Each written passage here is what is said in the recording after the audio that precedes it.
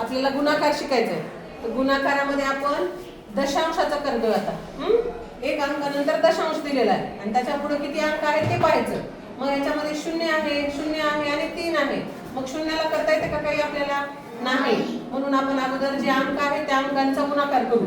अंक किती आहे इथं? 3. याच्यामध्ये किती आहे? 4. आणि याच्यामध्ये किती आहे? 3. मग यांचा गुणाकार करू. करा. 3 चोक 12 आले. आता 12चा पाढा आपल्याला कुठपर्यंत म्हणायचा आहे? 3 पर्यंत. मग 12 त्रिक 36. मग आपण इथं किती लिहिणार?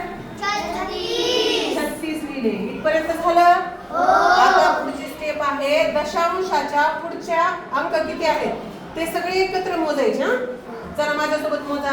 1 2 3 4 5 6 7 8 9. 9 आले. मग आपल्याला 9 अंकानंतर दशांश आला पाहिजे. ठीक आहे. चला मग आता इथं मोजू आपण.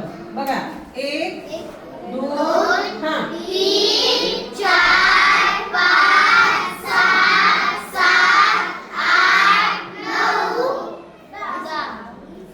दशांश आलं बरोबर. 9 अंकानंतर आता हे दुसरं गणित कोण करून दाखवते मला? चल आरोही ये. कर. त्याच्यामध्ये अंक किती आहे? 3 आणि याच्यामध्ये 2. मग काय करायचं? गुणाकार 3 2 6. Very good.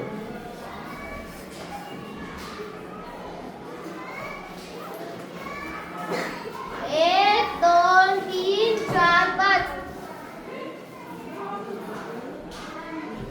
मोज मोज तोंडात मोज. 3 4 5 5 अंकानंतर दशांश.